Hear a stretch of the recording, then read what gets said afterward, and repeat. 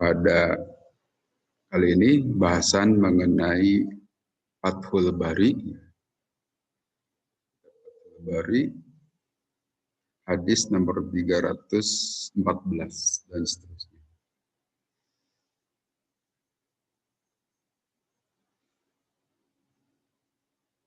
Yang pertama, babu dalkil mar'ati nafsaha idza tatahharat minal mahid. Bab yang berkaitan dengan pembersihan seorang perempuan terhadap dirinya pada saat bersuci dari haid.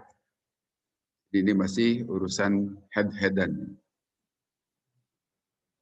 Hadis nomor 314. Haddatsana Yahya qala haddatsana Ibnu Uyainah an Mansur bin Sofiyah an ummihi an Aisyata, dari Siti Aisyah, annamra'atan, sesungguhnya seorang perempuan, sa'alat, bertanya itu perempuan, an-nabiyya, kepada Nabi sallallahu alaihi wasallam, an gusliha, perihal pembersihan mandi gitu, minal mahidhi, selepas haid. Pak Amaroha, maka memerintahkan Nabi kepada perempuan itu, kaifa tagtasilu, bagaimana seharusnya seorang perempuan bersuci setelah haid. Ola Nabi SAW bersabda, memerintahkan, khudhi, ambil olehmu, wahai ibu yang selesai haid gitu, pirsotan, sebuah pirsoh, dalam hal ini biasa terjemahkan kapas gitu ya, min miskin, yang ditaburi atau diolesi oleh pengharum gitu. Patatoh hari, maka engkau bersucilah gitu, biha, dengan itu firsoh atau dengan kapas yang diberi pengharum itu. Olat, kemudian si perempuan tadi itu bertanya lagi, kaifa atatoharu, bagaimana seharusnya saya bersuci itu wahai Rasul gitu. Ola, Nabi menjawab, hari kau bersucilah gitu, biha, menggunakan kapas tadi itu. Olat bertanya lagi perempuan, kaifa, gimana caranya Rasul? Ola, Rasulullah menjawab, subhanallah, aduh maksudnya Allah, agak susah menjelaskan terlalu detil, toh beda. Rasulullah ya seorang laki-laki, kemudian yang bertanya perempuan. Pokoknya hari bersucilah engkau, bebersihlah gitu, menggunakan kapas tadi. Tabadduha, maka aku seret atau apa ya, maksudnya diajak itu si perempuan tadi, kata Siti Aisyah, ilayya, kepadaku, fakultu, maka aku menjelaskan, tabai, engkau gunakan saja itu kapas tadi, engkau bersihkan, biha, dengan kapas itu, asarodami, bekas-bekas darahnya. Nah, dalam hal ini seorang perempuan tadi bertanya kepada Nabi gimana caranya. Si perempuan tadi itu tidak jelas-jelas gimana cara teknisnya, wahai Rasul, gimana cara membersihkan itu gitu kan. Nah, Rasulullah tidak bisa menjelaskan terlalu dalam ya, karena itu sudah masuk area perempuan gitu, lain kan bagaimana. Nah, dalam hal ini Siti Aisyah sigap. Beliau itu tahu Rasulullah itu malu menjelaskan sampai terlalu dalam perihal bagaimana membersihkan itu. Nah, nanti diberi penjelasan oleh Siti Aisyah ke sini, jangan nanya hal begitu kepada Nabi. Nabi malu menjelaskannya. Ya, oleh Siti Aisyah diajak saja, kita bicara berdua. Itu bersihkan bekas darahnya, artinya di daerah kemaluan perempuan tadi itu. Bersihkan bekas-bekas darahnya, yang pembersihan itu menggunakan kapas yang sudah diberi pengharum gitu. Nah, di sini biantat tabi asarod dami yastaljimu ad-dalku, yaitu dengan cara bersihkan secara rapih gitu kan, bekas-bekas darahnya itu, yang juga kalau ada yang agak-agak mengering itu harus dikeruk gitu kan, dikeruk. Wa bi annal murada min kaifiyatil ghusli as-sifatu al-mukhtassatu bi ghuslil mahidi wa hiya at-tatayyabu la nafsal ightisali. Artinya selain nanti harus dilakukan pembersihan menggunakan air, sebaiknya juga itu diberi pengharum di wilayah itunya kemaluan perempuan tadi, menurut Siti Aisyah. Dijelaskan seperti itu. Bekas-bekas dia tentu saja zaman dahulu beda dengan sekarang barangkali. Nah, yang dimaksud perempuan tadi itu memang beliau perempuan sahabat Nabi tadi itu termasuk dari sahabat kaum Ansor. Namanya itu Asma binti Syakal. Disebutkan di sini Asma binti Syakal dari kaum Ansor. Walaupun ada juga yang mengatakan itu namanya Asma binti Yazid bin As-Sakan. Tapi nama depannya sama Asma. Kemudian yang dimaksud dengan tadi firsoh, artinya diterjemahkan kapas, sekarang bisa saja mungkin tisu gitu, kertas tisu, atau bisa juga pembalut atau yang lainnya, itu adalah qit'atun min sufin, sepotong dari wol, kain wol, artinya ya kain itulah. Au kotnin atau kapas gitu, au jadatin atau kulit, alaiha di atas kulit itu pun ada bulu gitu. Bulu maksudnya seperti bulu domba ya, mungkin untuk membersihkan itulah kapas-kapas halus. Yang dimaksud itu menurut penjelasan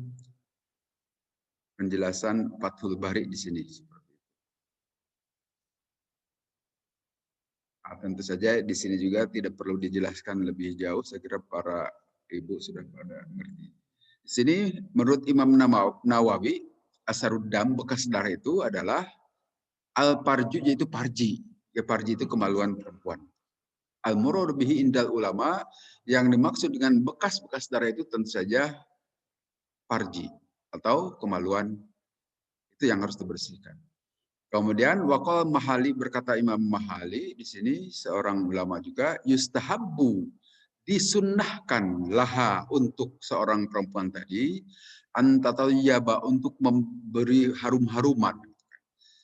Kulla mawdu'in, setiap tempat asobahu, yang mana tempat tadi terkena adamu, dam maksud di sini darah, min badaniha, dari badan itu seorang perempuan tadi. Jadi ya dahulu barangkali belum ada pembalut dan sebagainya, darah itu bisa kececer kemana-mana gitu. Nah, itu sebaiknya diberi pengharum gitu menurut seorang ulama, Imam Al-Mahali di sini. Kemudian bab berikutnya babu ghuslil mahidhi. Bab terkait dengan pencucian darah haid. Ya memang agak diulang-ulang juga ini. Haddatsana Muslim dan seterusnya dari Siti Aisyah an-namratan, tadi hadis yang di atas juga sebetulnya. Seorang perempuan dari kaum Ansor bertanya kepada Nabi, kaifa aghtasilu minal mahidhi? Bagaimana saya membersihkan darah haid itu, wahai Rasul? Qala, menjawab Rasul, khudhi firsatan.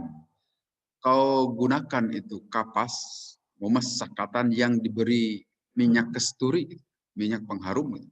Fatawaddai, maka kemudian engkau wudu, salasatan, 3 kali. Suma inna Nabi, seterusnya Nabi SAW itu istahya, malu Nabi. Fa'arodo, maka memalingkan beliau itu, biwajhi, dengan wajah beliau itu, menjelaskan lebih detail, lebih rinci. Kan? Maka kata Siti Aisyah, aku ambil saja itu perempuan itu, saya bawa ke tempat tertentu, kemudian Pak Akhbar Tuha, kemudian aku beritahukan secara lebih rinci dengan apa yang dimaksudkan oleh Nabi SAW. Jadi seperti tadi dijelaskan oleh Siti Aisyah, di sini tawaddoi, berwudulah 3 kali. Artinya di sini kalau terkait juga dengan istihadah itu. Kalau istihadah kan tidak perlu mandi, jadi dia dibersihkan, kemudian setelah itu wudhu dan boleh sholat. Boleh sholat itu setelah wudhu. tadi itu. Kemudian di bab berikutnya babu imtisyatil mar'ati inda gusliha minal mahid. Bab terkait dengan menyisirnya seorang perempuan pada saat pembersihan atau mandinya itu perempuan dari haid. Haddatsana Musa bin Ismail dan seterusnya dari Urwah anna Aisyah tak sungguhnya Siti Aisyah walat berkata Siti Aisyah ahlaltu. Ini kaitannya haid saat melaksanakan haji. Ahlaltu aku telah bukan tahallul, telah berniat melaksanakan ibadah haji, itu maksudnya bertalbiyah di sini. Ma'a Rasulillah beserta Rasulullah SAW fi hajjatil wada'i saat haji wada. Fakuntu maka aku ada mimman daripada kelompok orang tamatta'a yang melakukan haji tamattu. Walam yasuk dan aku tidak menggiring, tidak membawa al-hadya hadyu. Itu binatang untuk disembelih. Faza'amat menduga Siti Aisyah anha sungguhnya Siti Aisyah itu hadat haid walam tathur dan belum bersuci Siti Aisyah hatta dakhalat sehingga masuk Siti Aisyah sehingga masuk Lailatu Arafah malam Arafah. Faqalat maka bertanya Siti Aisyah, ya Rasulullah, hadhihi ini malam ini Lailatul Arafah ada malam Arafah tanggal 9 Dzulhijjah. Wa innama kuntu dan sesungguhnya aku ini tamattu gitu. Aku mau melakukan haji tamattu. Bi umratin dengan mendahulukan umroh. Faqala maka bersabdalah kepada Siti Aisyah Rasulullah SAW. In unkudi engkau apa maksudnya unkudi itu rumbayikeun gitu apa ya? Rambut gitu. Rambutmu itu jangan diikat. Rambutmu tashiti dan engkau sisirlah rambutmu itu. Wamsiki dan engkau selesaikan an umrotiki dari umroh engkau itu. Falamma qadaitu fa'altu maka aku mengerjakan hal itu gitu, seperti perintah Nabi. Falamma qadaitu maka setelah selesai aku melaksanakan haji itu amaro memerintahkan Nabi Abdurrahman kepada Abdurrahman. Abdurrahman itu adalah saudara Siti Aisyah, kakak atau adiknya gitu ya. Lailatul Hisbah pada malam Hisbah, Pak Maroni maka menemani umroh itu Abdurrahman denganku minat tan'im dari tan'im. Makan umroti yaitu tempat aku umroh allati nasaktu yang aku memulai ibadah haji ibadah umroh dari situ. Nah, jadi ini hadis menjelaskan ragam ibadah haji juga itu. Ibadah haji itu kita tahu ada 3 macam cara melaksanakan ibadah haji. Ada haji tamattu, ada haji qiron, ada haji ifrad. Kalau haji tamattu itu arti tamattu itu bersenang-senang. Itu mendahulukan umroh baru kemudian haji. Itu biasa yang dilakukan oleh jamaah haji Indonesia itu, terutama gelombang 1. Gelombang 1 itu kan lebih dahulu sampai ke biasanya Madinah, sampai ke Madinah atau ya sampai ke Madinah kemudian menuju Mekah setelah di Madinah kurang lebih 8 hari gitu kan atau 9 hari, maka kemudian ke Mekah waktu ibadah haji itu masih terlalu lama gitu kan. Maka mendahulukan umroh. Karena umroh itu dalam waktu sehari saja atau bahkan kurang dari sehari selesai. Itu adalah ibadah umroh didahulukan. Nah, kemudian nanti setelah tanggal 8 Dzulhijjah baru ihram untuk haji. Nah, itu yang disebut haji tamattu. Kalau haji qiron itu adalah antara umroh dan haji itu disamakan. Itunya pelaksanaan bukan tahallul, ihramnya itu gitu, niatnya itu. Jadi pada saat-saat tertentu itu setelah sampai bisa saja di tempat di mikot-mikot untuk haji ihram itu, dia meniatkan haji dan umroh sekaligus, sehingga begitu selesailah semuanya. Itu haji kiron. Dan yang berikutnya adalah haji ifrad. Kalau haji ifrad itu mendahulukan haji, dan setelah haji baru melakukan umroh. Nah, umumnya yang mau atau yang bisa melakukan haji ifrad itu adalah gelombang 2 kalau dari Indonesia itu. Karena gelombang 2 itu langsung masuk ke Mekah. Nah, kalau masuk ke Mekah, itu katakanlah sepekan lagi menjelang tanggal 8 Dzulhijjah, maka dia dalam posisi ihram, terus-terusan aja harus pakai pakaian ihram itu. Itu beratnya haji ifrad itu kan. Karena selama beberapa hari itu, kalau datangnya sebulan sebelum musim haji, sebelum tanggal 9, berarti sebulan terus harus pakai pakaian ihram. Itu di situ letak beratnya. Maka menurut beberapa ulama itu memang lebih utama ifrad itu. Walaupun menurut ulama yang lain tidak juga, biasa saja. Tapi memang pernah saya waktu pertama kali haji itu haji ifrad begitu, Pak. Jadi ikut haji gelombang 2 kurang lebih 10 hari atau kurang dari 10 hari masuk ke Mekah dalam posisi ihram, terus saja itu pakai pakaian ihram, yang lain sudah pada ganti karena yang lain pakai haji tamattu. Kalau saya pakai ihram terus, tidur kemanapun gitu kan, itu repot itu. Saya sudah langsung merasakan sendiri tantangannya berat. Kadang-kadang pada saat tidur itu karena AC-nya kencang itu suka diselimutkan itunya ke kepala. Padahal itu tidak boleh itu kan. Tidak sadar. Maka berat itu haji ifrad itu. Kalau mau haji sudah tamattu sajalah itu. Hanya nanti ada konsekuensi. Kalau tamattu itu kena dam, harus nyembelih domba. Kalau ifrad tidak gitu kan. Itu masalahnya. Wah, lumayan dapat 375 real kan untuk belanja, tidak belikan dam itu untuk yang haji ifrad itu. Hanya harus lama, apalagi kalau datang sebulan sebelum musim haji, berarti sebulan itu harus pakai pakaian ihram. Nah, di dalam hadis ini menjelaskan 3 macam cara melaksanakan ibadah haji. Nah, Siti Aisyah, beliau bercerita, awalnya itu saya itu mau melakukan haji tamattu gitu. Tetapi di tengah perjalanan pada saat pelaksanaan haji itu beliau keburu kena haid. Nah, saat di hari Arafah juga dalam keadaan haid beliau itu kan. Nah, kemudian lapor kepada Nabi, Siti Aisyah itu, sudah sekarang ubah saja hajimu itu, jangan haji tamattu, tetapi jadikan ifrad. Artinya saat ini lanjutkan saja melaksanakan ibadah haji sebagai haji ifrad. Nanti selesai haji seperti diceritakan Siti Aisyah, begitu selesai ibadah haji, Nabi SAW memerintahkan Siti Aisyah ditemani oleh adik atau kakaknya Abdurrahman bin Abu Bakar itu, untuk tolong antar ini Aisyah untuk melaksanakan umroh dengan memulai umrohnya itu dari mikot itu di Tanim. Dari Tanim. Jadi kalau kita berada di kota Mekah, mau umroh, mikotnya itu harus dari luar kota Mekah.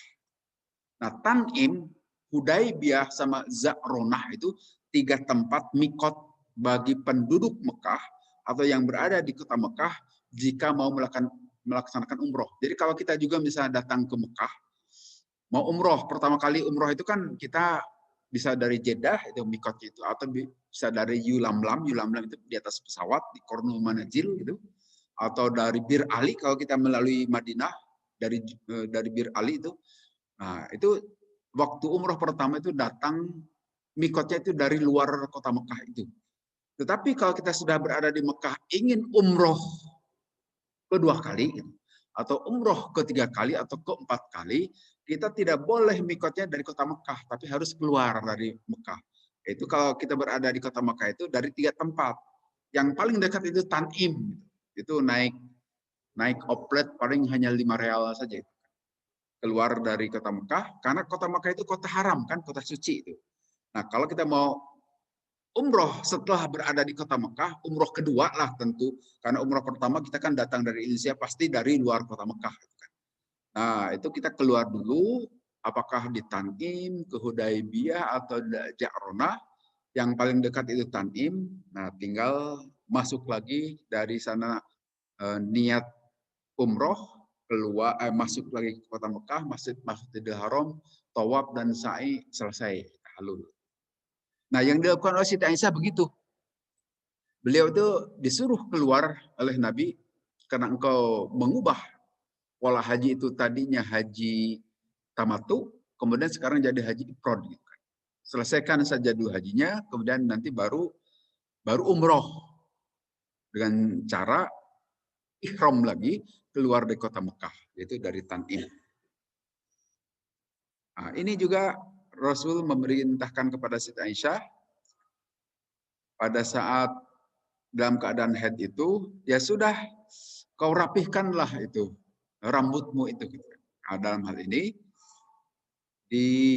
dirumbaikan. Apa rumbai itu? Diurai ya, diurai. Sudah lupa saya bahasa. Dan disisir, dirapihkan dan dan engkau selesaikan umrohnya. Nah, li'anna amruha bil imtisyati kana lil ihlali. Nah, Rasulullah memerintahkan kepada Siti Aisyah supaya rambut diurai tadi itu untuk memulai ihram untuk haji. Wahiyya haidun. Karena dia itu pada saat itu dalam keadaan haid.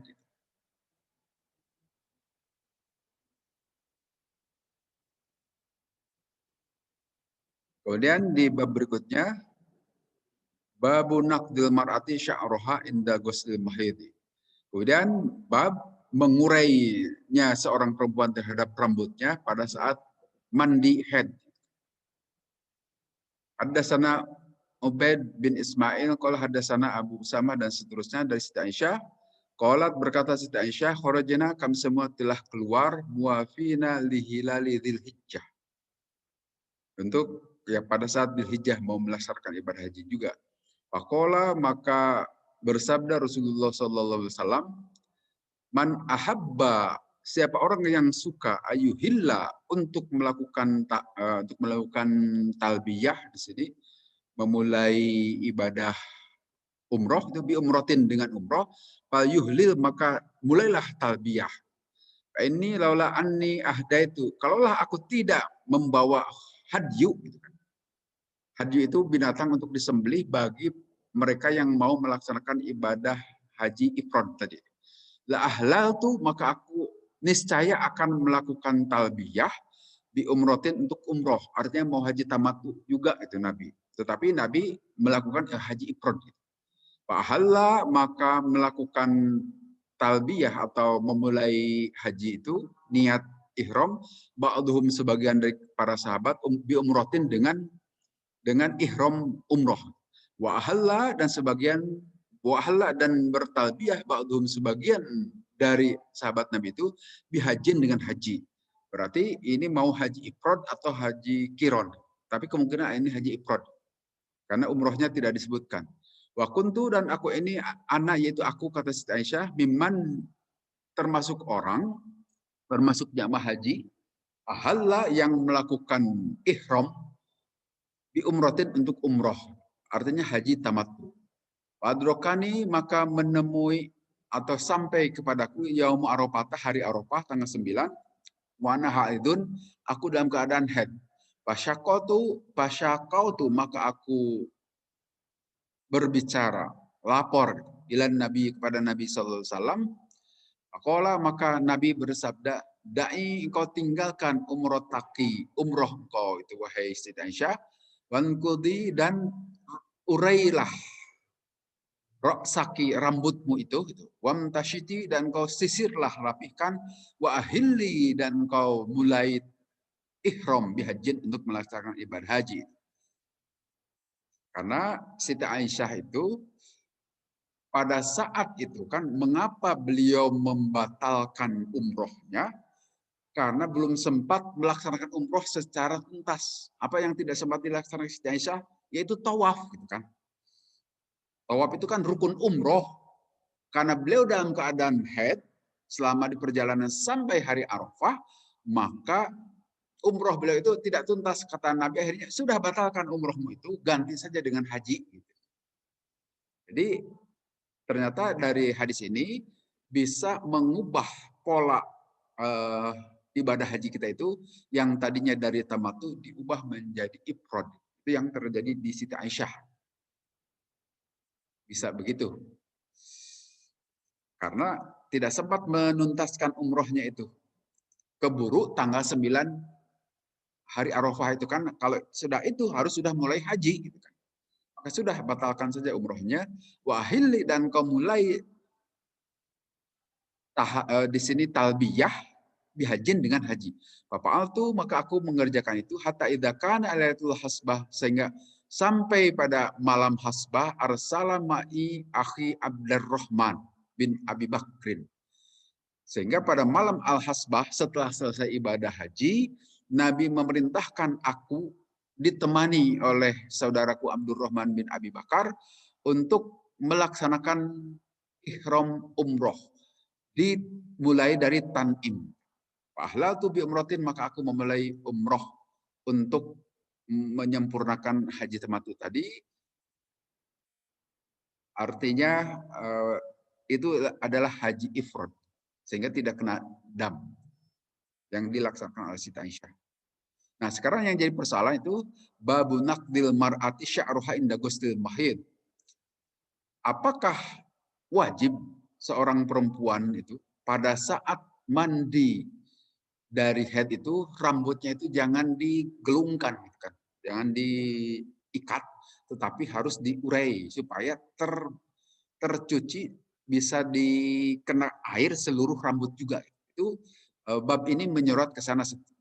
Kata Ibnu Hajar, hal yajibu amla. Apakah itu wajib? Artinya kan ada yang memahami cukup kulit kepala saja itu yang dicuci. Tapi menurut hadis ini rambutnya juga harus diurai. Apa maksudnya? Supaya dikena air. Wadhahiru hadisi al-wujubu.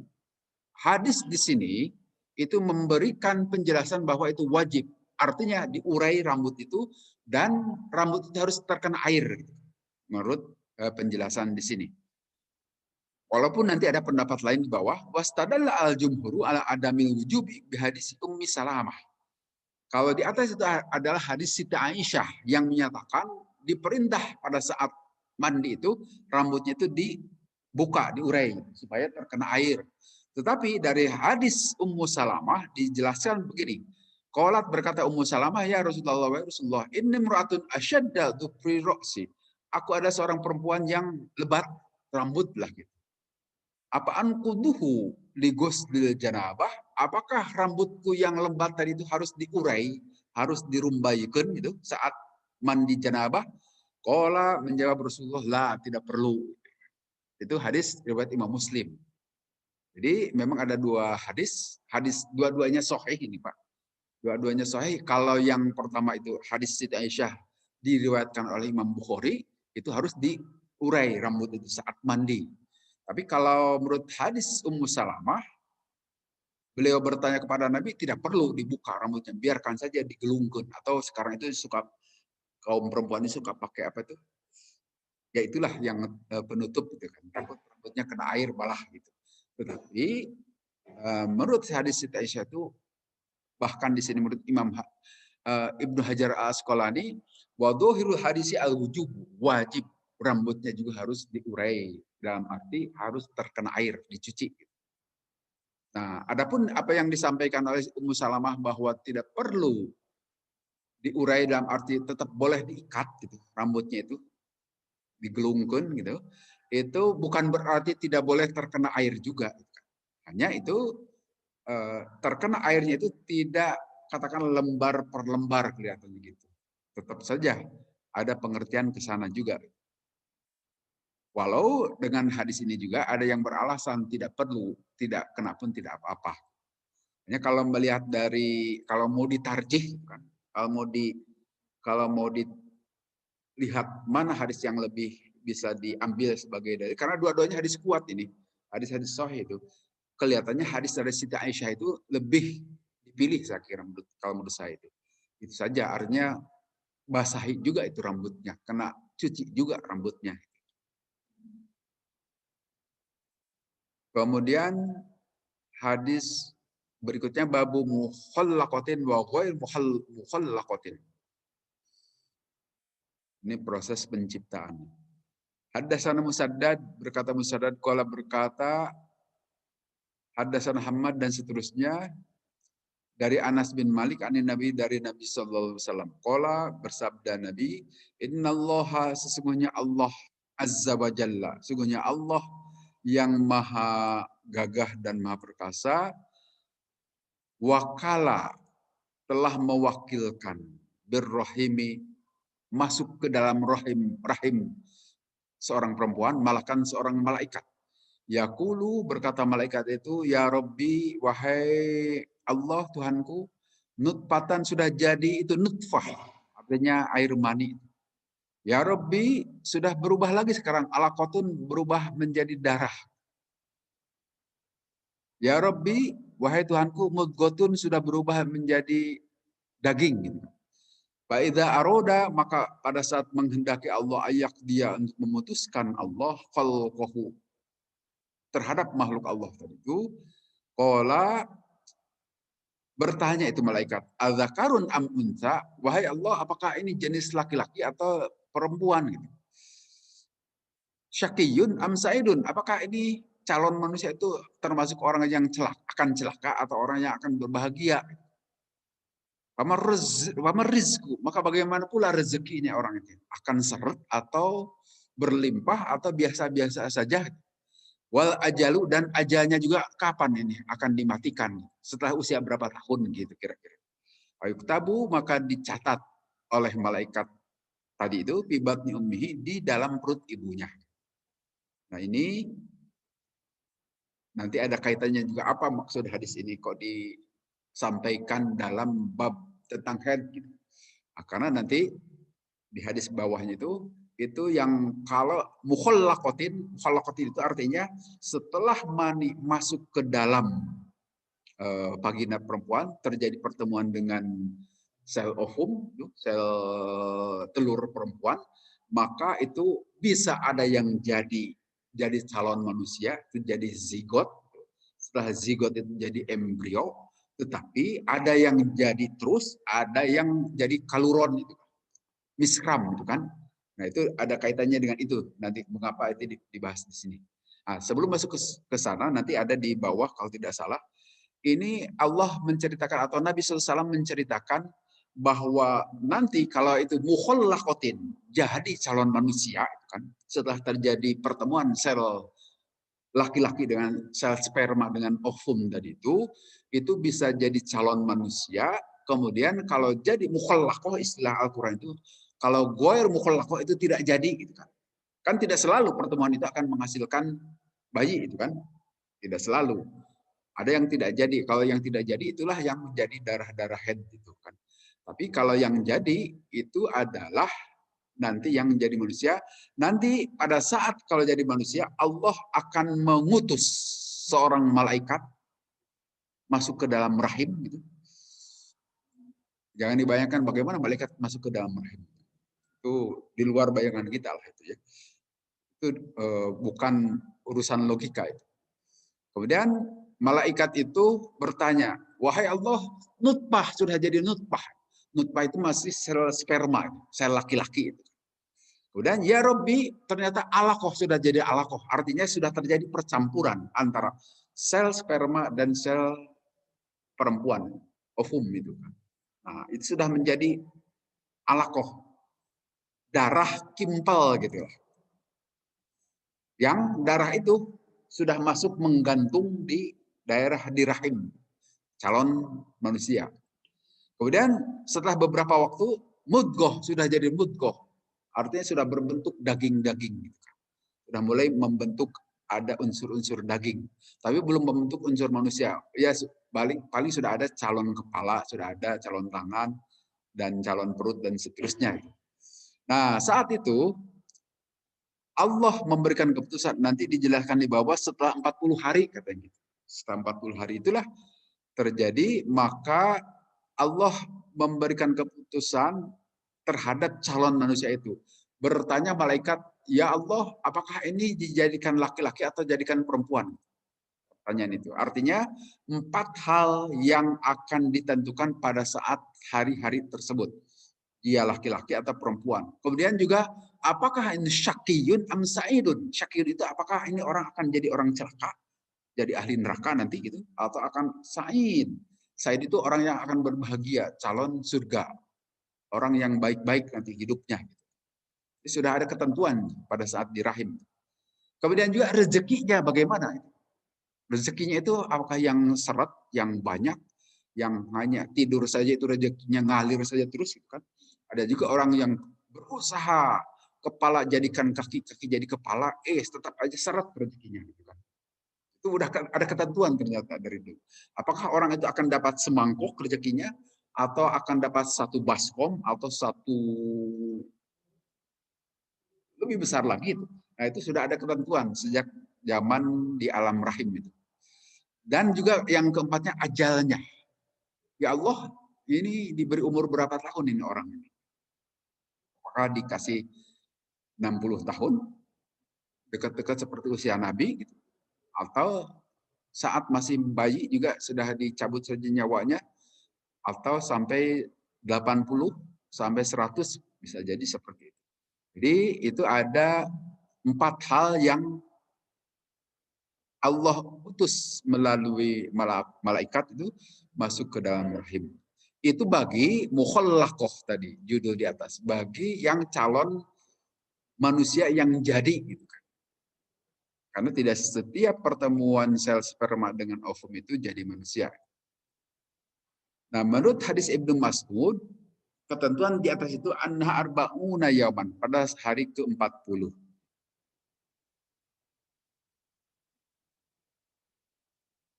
Kemudian dari Ibnu Mas'ud juga sebutkan idza waqatin nutfatu, pada saat nutfah itu berada di rahim, sama sudah dijelaskan tadi, Allah mengutus malaikat kemudian tadi menjelaskan perihal 4 hal tadi.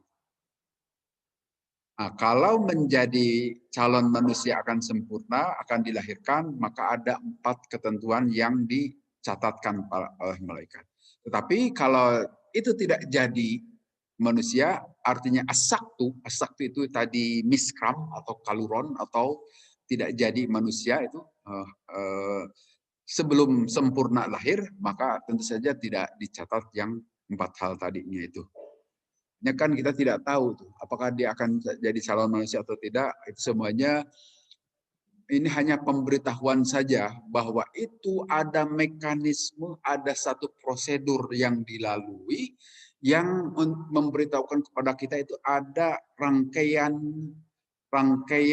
semacam rangkaian penalaran bahwa penciptaan manusia itu tidak ujung-ujung gitu, melalui proses panjang. Untuk apa ini? Untuk pelajaran bagi kita. Bahwa nanti setelah hidup juga manusia itu harus berusaha, harus mengikuti proses demi proses untuk mencapai sesuatu. Jangan ingin selalu instan, jangan ingin abrah-kadabrah, ingin segala sesuatu langsung muncul. Ini pelajaran bagi Allah. Karena bagi Allah itu menciptakan sesuatu dengan kun fayakun bisa saja langsung. Tapi itu kan berlaku hanya bagi Allah, bagi manusia tetap harus melalui proses. Di pelajaran bagi kita. Nanti kalau dalam ilmu fisika itu ada yang disebut dengan hukum termodinamika. Termodinamika 1, 2, 3 itu bercerita tentang proses. Bahwa memang ada orang yang melihat harus yang dilihat itu prosesnya, jangan hasilnya. Karena kalau hasil itu serahkan saja kepada Allah. Yang dinilai oleh Allah itu adalah tahapan demi tahapan yang kita usahakan. Tercapai atau tidaknya itu adalah hubungannya nanti dengan bagaimana Allah menilainya. Nah, dalam hal ini itu adalah untuk mengajarkan kepada kita. Ikutilah prosedur, proses demi proses. Tercapai atau tidak itu urusan lain.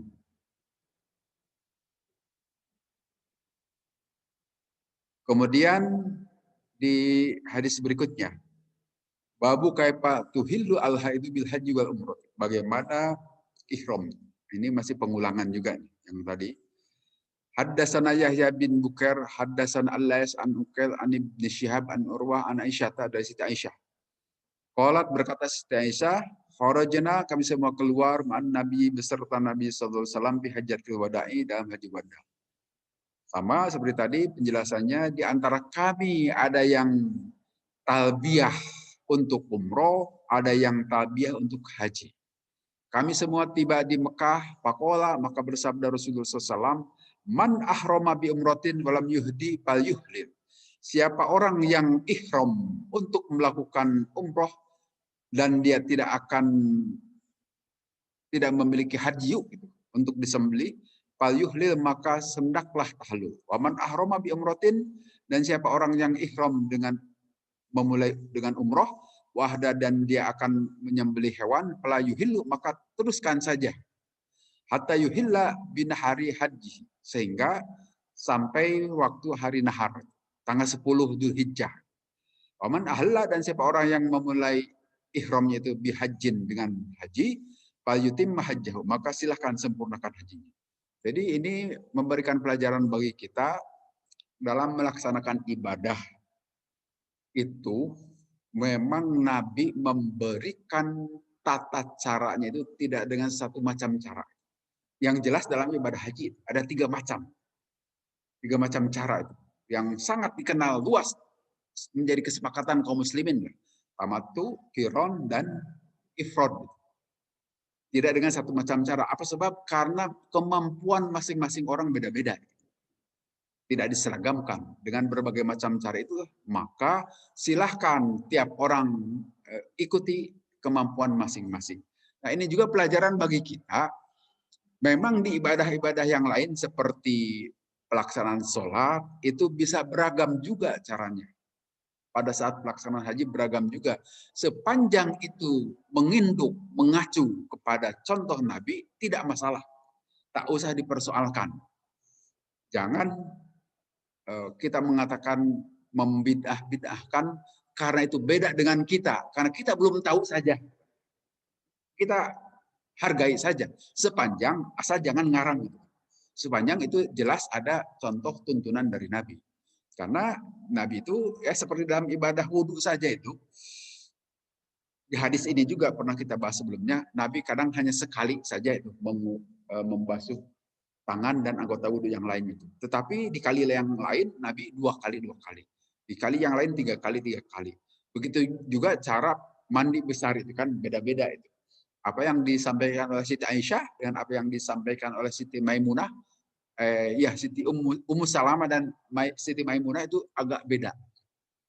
Ini saya kira pelajaran bagi kita. Sepanjang itu ada tuntunan dari Nabi, ya sudah. Nah, tapi kita tahu apakah itu tuntunan dari Nabi atau bukan. Ya kita harus belajar supaya tahu bahwa itu tuntunan dari Nabi atau bukan. Tapi jangan dahulu memvonis kata-kata bid'ah. Itu kadang-kadang kita memvonis seseorang melakukan bid'ah karena kita tidak tahu saja, gitu kan? Karena beda dengan kita. Jangan dahulu. Kecuali kalau sudah jelas itu tidak ada tuntunan dari Nabi, seperti yang dilakukan oleh sekte-sekte yang aneh itu. Golongan-golongan yang di luar orang yang ikut Nabi. Nah, kemudian di sini qalat, berkata Siti Aisyah, pahitu, maka aku haid, falam azal haidun hatta yakana yaum Arafah. Maka aku terus dalam keadaan haid sampai hari Arafah.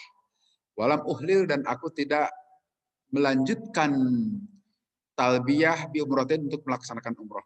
Pak Amaroni, maka Nabi memerintahkan an-ankudo, untuk mengurai Nabi roksi, rambutku, wam tashito, dan untuk menyisirnya, wa uhillah, dan aku untuk bertalbiyah bihajin, dengan haji. Jadi hadis ini diulang-ulang dengan redaksi yang ada beda-beda. Tetapi walaupun dengan redaksi yang beda-beda, pesannya sama. Sama saja, yaitu tentang ragam pelaksanaan ibadah haji. Dan dalam hal ini Siti Aisyah yang tadinya mau haji tamattu, kemudian karena haid tidak bisa menyempurnakan umrohnya, maka beliau mengubah dari pola haji tamattu menjadi haji ifrad. Jelas di sini haji ifrad karena nanti beliau disuruh melakukan umroh setelah haji. Bukan haji kiron ini. Kalau haji kiron itu tidak akan diperintah untuk umroh oleh Nabi selepas haji.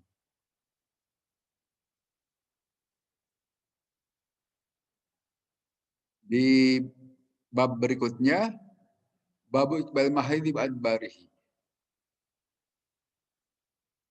Orang masih terkait persoalan haid. Haddatsana Abdullah bin Muhammad qala haddatsana Sufyan an Hisham an abihi an Aisyah dari Siti Aisyah. Anna Fatimah binta Abi Hubash. Sesungguhnya Fatimah binta Abi Hubash. Kanat ada Fatimah itu tustahadu dalam keadaan istihadah. Keluar darah di luar musim haid. Fasalat maka bertanya itu Fatimah binti Abi Hubash an Nabiya kepada Nabi sallallahu alaihi wasallam, faqala menjawab Nabi. Zalika yang demikian itu irkun adalah darah penyakit. Walaisat bil haidah dan itu bukan haid. Fa idza aqbalat maka apabila datang al haidatu masa haid tadi, padai maka engkau tinggalkan as-salata salat. Fa idza adbarat dan apabila selesai itu haid, pagtasili maka engkau mandilah wasoli dan salatlah. Jadi ini seperti yang sudah dibahas di hadis sebelumnya, ini juga pengulangan. Dalam keadaan istihadah tetap wajib sholat walaupun keluar darah. Tetapi berdasarkan kebiasaan, berdasarkan pengalaman selama ini bahwa ini adalah haid sesuai dengan kalendernya gitu. Walaupun seperti kata Ibu itu suka bergeser itu kalender haid itu, tetapi bergesernya itu paling sehari 2 hari. Dan para ibu akan tahu bahwa ini adalah darah haid. Padahal sebelumnya sudah keluar darah. Kalau sebelumnya itu dihitung sebagai istihadah, nah, kalau tanggal ini, wah ini kebiasaan saya haid, maka jadikan itu haid sehingga sholat yang biasa dikerjakan dalam keadaan keluar darah juga tinggalkan sholat saat itu. Kalau itu yakin bahwa itu adalah haid bagi yang terkena penyakit darah. Nah, dalam hal ini ittafaqo al ulamau ala iqbalil mahidi yu'rafu biddaf'ati minad dami fi waqti imkanil haid. Jadi dasarnya itu adalah dari kalender haid pengalaman masing-masing para ibu. Menurut para ulama begitu. Waqtalafu fi idbarihi, tetapi masa selesainya itu para ulama berselisih pendapat. Karena kan pengalaman haid masing-masing para ibu itu bisa beda-beda. Bisa 3 hari, bisa 4 hari, 7 hari. Tetapi kalau demikian itu ada batasan nanti dalam madhab Syafi'i itu 2 pekan paling lama. Artinya kalau keluar darah setelah 14 hari, hari ke-15 dihitung sejak itu adalah hari haid, maka hari ke-15 sholat seperti biasa walaupun masih tetap keluar darah. Gitu. Walaupun di sini menurut para ulama ditandai bil jupupi dengan darah yang agak kimpel itu kan. Darah agak apa ya? Kental itu. Yang agak kental. Maka itu adalah ciri darah penyakit begitu kata pendapat sebagian ulama. Dengan wakil bil qissatil baydo, ada warna keputih-putihan katanya gitu. Wallahu alam soal ini mungkin nanti lebih enak konsultasi kepada dokter kandungan ini yang untuk memastikannya. Kemudian kita lihat hadis berikutnya.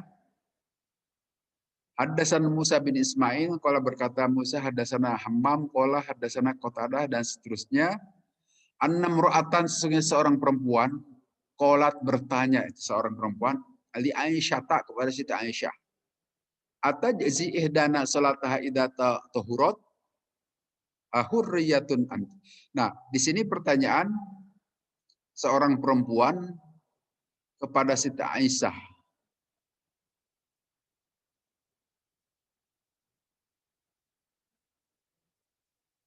Apakah cukup bagi salah seorang di antara kami sholatnya itu idza tahurat apabila telah suci? Faqalat maka menjawab Siti Aisyah, ahurriyatun anti? Apakah engkau termasuk hurriyah? Yang dimaksud hurriyah itu khawarij. Kunna nahidu, kami semua head ma'an Nabi, dan Nabi tahu itu. Fala ya'muruna, maka tidak memerintahkan Nabi bihi untuk melaksanakan itu salat. Au qalat falanaf aluh, maka aku tidak melaksanakan itu perintah salat. Artinya di sini ada seorang perempuan bertanya kepada Nabi, kepada Siti Aisyah, wahai Aisyah, pada saat kita dalam keadaan haid, apakah boleh tetap melaksanakan sholat? Siti Aisyah kaget, loh, apa bertanya begitu? Ahurriyatun anti, apakah engkau itu termasuk kaum khawarij? Nah ini tentu saja setelah Nabi SAW wafat. Kita tahu kan, nanti pada masa kekhalifahan Sayyidina Ali bin Abi Thalib, itu terjadi perang antara pasukan Sayyidina Ali dengan pasukan Muawiyah bin Abi Sufyan di daerah Siffin. Di daerah Siffin terjadi peperangan. Saat itu peperangan belum usai, kemudian terjadi gencatan senjata. Nah, dari sebagian tentara Sayyidina Ali itu tidak setuju dengan keputusan Sayyidina Ali untuk berdamai dengan Muawiyah bin Abi Sufyan. Karena tidak setuju, maka mereka keluar dari kelompok Sayyidina Ali. Itu yang kita sebut kaum Khawarij. Orang yang mengeluarkan diri dari kelompok kaum muslimin saat itu. Artinya kaum Khawarij ini tidak setuju dengan keputusan Sayyidina Ali, juga tidak setuju dengan keputusan Sayyidina Muawiyah bin Abi Sufyan tentang perdamaian. Padahal tujuan Sayyidina Ali supaya jangan terjadi pertikaian di antara sesama kaum muslimin. Nah, kaum Khawarij tidak setuju. Nah, awalnya dari persoalan perbedaan pandangan dalam politik, kan, kaum Khawarij itu berbeda pandangan politik dengan Sayyidina Ali dan Sayyidina Muawiyah. Nah, kemudian merembet jadi ke persoalan agama, termasuk dalam hal-hal terkait urusan kewajiban sholat atau tidak semasa perempuan haid. Nah, kalau di kaum Khawarij, orang perempuan yang sedang haid juga tetap wajib sholat gitu. Itu yang maksud di sini. Sehingga menurut Siti Aisyah, apakah engkau ini kaum Khawarij? Kok bertanya begitu? Karena di kaum Khawarij tadinya bertikai dalam persoalan politik, masuk juga ke persoalan syariah. Itu persoalan, salah satu yang rinci itu adalah persoalan tadi, perihal seorang perempuan tetap melakukan sholat dalam keadaan haid. Padahal perintah dari Nabi, contoh dari Nabi, kami hidup beserta Nabi, gitu kata Siti Aisyah, dahulu Nabi melarang tidak boleh sholat pada saat kita sedang haid, bahkan tidak boleh puasa juga. Tapi kaum Khawarij membolehkannya, itu maksudnya Pak. Sehingga mengapa ada pertanyaan dari Siti Aisyah kepada perempuan yang bertanya tadi.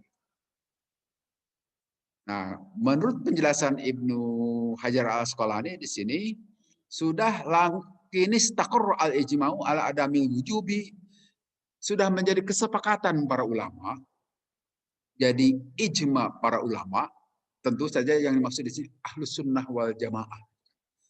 Sepakat bahwa pada saat haid seorang perempuan itu tidak boleh sholat. Sebagaimana Nabi telah menetapkannya begitu. Tidak boleh diubah-ubah. Demikian juga tidak boleh, kalau untuk yang sedang haji tidak boleh tawaf. Dan juga tidak boleh puasa. Hanya masalahnya nanti, kalau sholat itu tidak boleh dikodok. Tidak perlu dikodok. Kalau puasa harus kodok. Nah, itu juga ada bedanya. Nanti ada di bawah hadis yang berkaitan itu.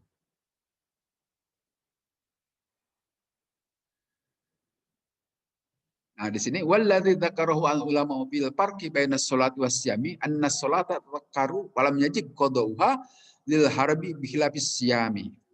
Para ulama telah sepakat juga dalam ini, tentu saja yang dimaksud ulama Ahlus Sunnah wal Jamaah. Jangan cerita ulama Khawarij, jangan cerita ulama Syiah lain lagi itu ceritanya. Ini adalah di kalangan Ahlus Sunnah wal Jamaah bahwa tidak boleh sholat, tidak boleh puasa. Kalau sholat tidak perlu dikodok, sedangkan kalau puasa itu harus dikodok. Nah, dalam hal ini hadis berikutnya babun naumi ma'al haidi. Apakah boleh tidur bersama orang yang haid, perempuan yang haid? Nah, diceritakan di sini haddatsana bin Hupas qala haddatsana Saiban an Yahya dan seterusnya dari Ummu Salamah. Anda Ummu Salamah sesungguhnya Ummu Salamah qalat berkata Ummu Salamah istri Nabi ini, "Hiddu aku telah haid wa ana ma'an Nabi, aku berserta Nabi fil khamilati dalam selimut yang sama." Satu selimut dalam keadaan saya haid beserta Nabi. Pansalal tu maka aku pelan-pelan keluar. Pakhraj itu keluar aku minha dari itu selimut. Pakhotu maka kemudian aku mengambil siabahi doti mengganti pakaian menggunakan pakaian baju head aku. Palabis itu maka aku memakainya. Pakola maka bertanya Ali kepadaku Rasulullah SAW, anu pisti apakah engkau head gitu. Kultu aku jawab naam betul wahai Rasul. Pada ani maka memanggil lagi Nabi, Pak Adkholani maka memasukkan Nabi mau beserta beliau fil khamilati dalam selimut yang satu tadi. Qalat berkata Ummu Salamah wadasatni dan bercerita itu Ummu Salamah kepadaku kata rawi hadis ini. Annan nabiyya sesungguhnya Nabi sallallahu alaihi wasallam karena ada Nabi yuqabbiluha menciumi Nabi kepada Ummu Salamah wa huwa padahal Nabi itu shaimun dalam keadaan puasa. Wa kuntu dan aku ada juga kata Ummu Salamah augtasilu aku mandi anak aku ini wan Nabi beserta Nabi sallallahu alaihi min inain wahidin dari wadah yang satu minal janabah pada saat janabah. Nah, ini banyak informasi pelajaran bagi kita dari hadis ini. Yang pertama bahwa ya seperti disebutkan di ayat Al-Qur'an itu kan yas'alunaka 'anil mahid qul huwa adza fa'tazilhunna hatta yathurna. Mereka orang-orang para sahabat akan bertanya kepada wahai Nabi perihal haid. Jawablah bahwa haid itu adalah adza, kotoran. Fa'taziluhunna jauhilah. Iktijal itu ya menjauh gitu kan. Iktijal. Jauhilah itu perempuan-perempuan yang sedang haid hatta yathurna sehingga bersuci dahulu. Nah, itu menurut petunjuk Quran. Nah, kemudian dalam hal ini nanti mengapa ada pertanyaan lebih itu? Karena kalau di Yahudi, sebagaimana pernah disampaikan sebelumnya, itu jika ada perempuan haid itu diusir, harus keluar rumah. Sebaliknya, kalau orang Nasrani, tidak ada perubahan apapun, biasa saja. Nah, dalam Islam berada di tengah-tengah, gitu kan ya. Ada hal ini jangan ekstrim seperti Yahudi disuruh keluar rumah, tetapi juga jangan seperti Nasrani yang tidak ada perubahan apapun. Tetap bisa bersetubuh maksudnya gitu. Nah, dalam ajaran Islam memang bersetubuh tidak boleh jika seorang perempuan atau istri, maksudnya perempuan jangan perempuan yang umum, itu tidak boleh bersetubuh dengan istri kita itu kalau dia haid. Tetapi satu selimut tidur boleh. Ini yang dilakukan oleh Nabi. Nabi SAW pada saat itu Ummu Salamah nampaknya beliau itu sebelum haid itu, sebelum datang haid tidur bersama satu selimut. Ini soal privat itu. Soal privat ini mana tahu jika tidak diriwayatkan oleh istri beliau kan, Nabi tidak akan bercerita itu. Nah, istri-istri beliau itu yang berperan memberi penjelasan bagi kita. Jadi boleh satu selimut itu, Pak. Dalam keadaan haid, apalagi tidak dalam haid, dalam keadaan haid. Nah, dalam keadaan tidur itu tiba-tiba Ummu Salam merasakan, loh, ada datang bulan nih. Maka beliau pelan-pelan keluar, mengeluarkan diri, ada maksud mau mengganti baju. Biasanya punya baju haid tersendiri. Setelah itu oleh Nabi ditanya, engkau haid, hai Ummu Salamah? Betul Rasulullah. Nah, setelah itu oleh Nabi ditarik lagi, udah satu selimut lagi. Ini musim dingin soalnya kan, lagi dingin gitu kan. Kan di Arab mengenal musim dingin soalnya. Maka satu selimut lagi supaya jadi hangat. Jadi boleh, tidak ada larangan. Yang dilarang itu hanya persetubuhan saja. Yang lain-lainnya silakan. Termasuk di sini memberitakan kepada kita hadis ini, Nabi SAW menciumi Ummu Salamah atau nanti di hadis lain itu Siti Aisyah atau istri yang lain pada saat keadaan beliau saum. Jadi boleh mencium gitu ya. Mau pergi kemana disuun dulu. Yang kita mah dalam keadaan boro-boro dalam keadaan saum dalam keadaan tidak saum juga pergi saja itu. Bahkan tidak tahu tuh orang di rumah kita pergi kemana gitu. Nah, itu Nabi itu romantis. Nabi itu begini yang dicontohkan beliau. Yang kita tidak bisa mencontoh beliau. Pada usia beliau saat itu kan udah usia di atas 50-an lah, sama seperti kita ini juga mungkin ya. Artinya sudah tua juga gitu kan. Tapi masih romantis, mampu. Saya itu tidak mampu. Kamu pergi saja kan.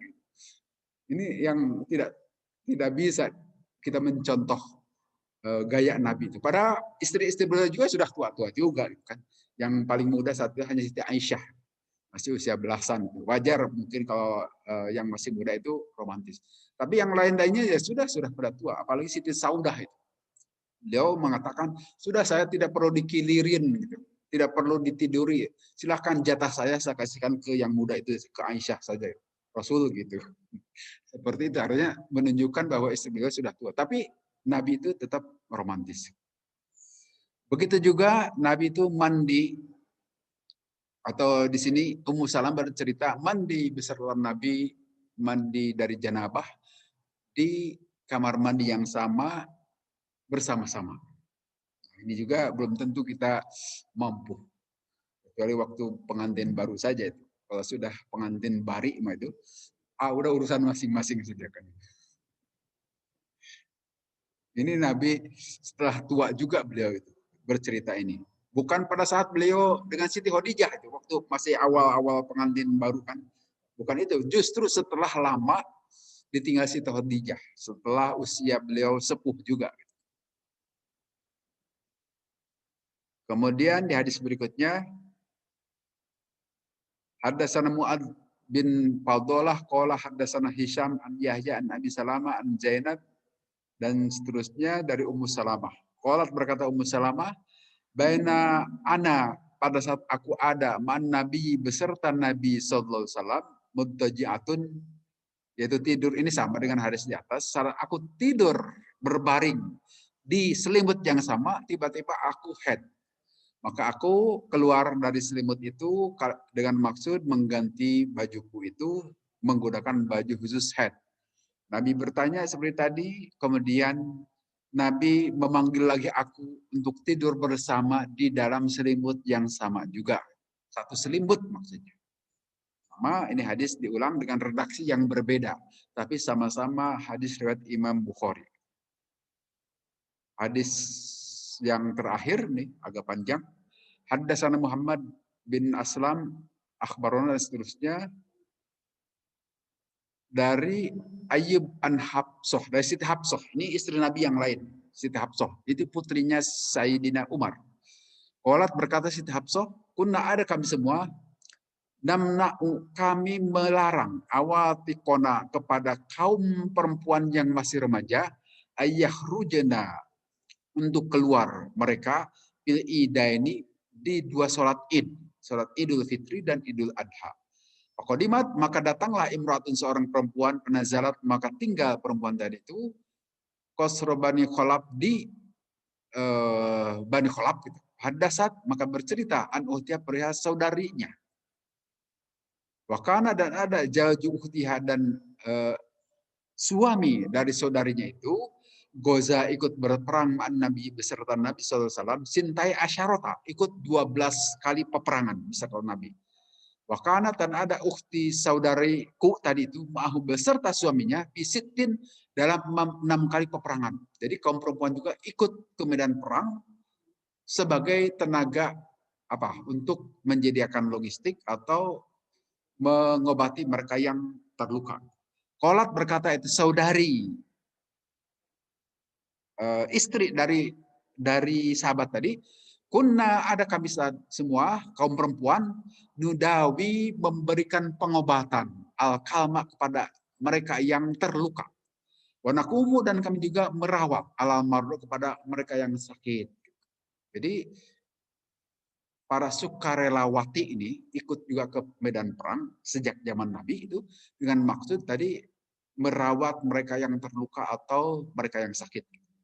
Saat itu maka bertanya ukhti saudaraku tadi yang perempuan Nabi kepada Nabi SAW, ala ihdana, apakah pada salah seorang kami itu baksun ada satu kejelekan. Idza lam yakun, apabila tidak ada lah bagi seseorang tadi jilbabun jilbab, Allah tahruja, untuk keluar. Artinya, bolehkah kami keluar? Bisa saja di medan perang gitu kan. Di sini tentu karena pertanyaan itu pada saat di medan peperangan. Keluar untuk merawat orang yang luka atau yang sakit dalam keadaan tidak berjilbab gitu. Allah menjawab Nabi, la tulbisha, supaya gunakan itu jilbab itu. Sahibatuha, itu saudara perempuannya itu. Min jilbabiha, dari jilbabnya, wa tashhad, dan hendaklah dia memberikan persaksian al khairu, dengan kebaikan, wa da'watal muslimin, dan mendoakan orang-orang yang Islam. Nah, di sini kita memperoleh pelajaran dari Nabi perihal jilbab yang masih suka diperdebatkan. Apalagi kalau di pengajian Pak Quraisy Shihab, beliau itu mengatakan itu tidak wajib. Padahal jelas di Qur'annya ada itu kan, di surat Al-Ahzab dan di An-Nur itu jelas-jelas. Nah, di sini hadis Bukhari memberikan penjelasan satu instruksi yang sangat jelas tegas dari Nabi, hendaklah perempuan yang akan keluar termasuk di medan perang tadi yang akan menolong mereka yang terluka atau yang sakit, hendaklah pakai jilbab. Jilbab itu nanti memang pengertiannya macam-macam. Tetapi pengertian umum itu pakaian longgar yang menutupi dari atas sampai ke bawah. Memang macam-macam nanti pengertian di sini. Hanya yang jelas itu penutup aurat. Artinya, kalau dari pengertian longgar itu tidak boleh ketat-ketat. Ya tertutup sih tertutup, tapi kawas luput gitu kan. Nah, itu belum pakai jilbab juga yang begitu. Tidak boleh kelihatan tonjolan-tonjolannya gitu.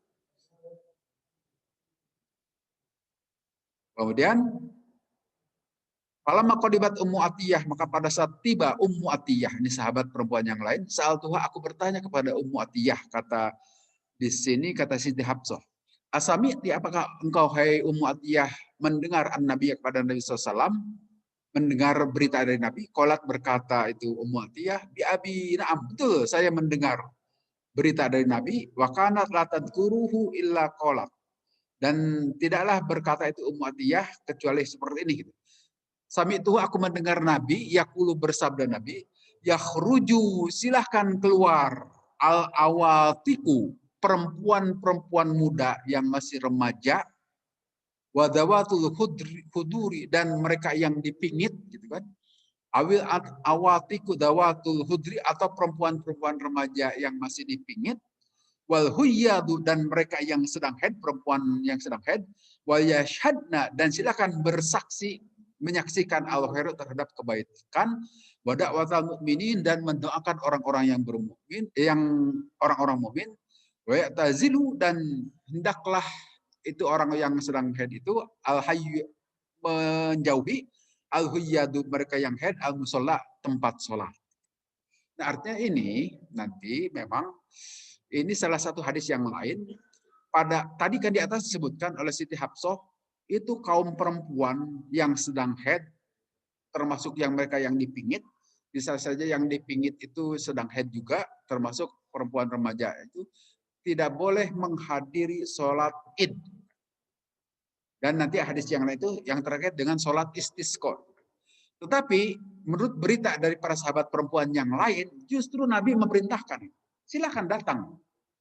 Orang-orang perempuan yang haid juga menghadiri sholat id yang ramai itu. Tetapi tidak boleh ikut sholat. Tentu yang dimaksud di sini, yang dilaksanakan pada zaman Nabi dan para sahabat, sholat idnya itu dilaksanakan di lapangan, bukan di masjid. Biasa yang dilakukan oleh Nabi dan para sahabat dahulu, di musola. Musola itu yaitu lapangan, bukan di dalam masjid. Sehingga kaum perempuan yang sedang haid juga dipersilahkan untuk hadir saat sholat di lapangan tadi itu. Hanya tidak perlu ikut sholat. Jadi kalau nanti pada sholat id juga kita melaksanakannya di halaman itu, yang sedang haid juga silakan hadir, paling tidak mendengar khutbah dan mengamini doanya khotib. Itu kata Nabi, wadak watal mu'minin, dan mendoakan orang-orang yang beriman. Silahkan dianjurkan. Tapi dengan catatan bukan di dalam masjid. Kalau di dalam masjid ya kaum perempuan yang sedang haid ya wayah hanya nunggu di luar, sediakan tenda itu untuk mereka yang sedang haid itu supaya tidak masuk ke masjid. Tapi kalau sholatnya di lapangan ya silahkan ikut di lapangan, hanya tidak perlu ikut sholat gitu. Itu penjelasan hadis ini saya kira di hadis Bukhari nomor 300, hadis di dalam Bukhari itu beda-beda nomornya, tapi di dalam Fathul Bari seperti itu nomor 324.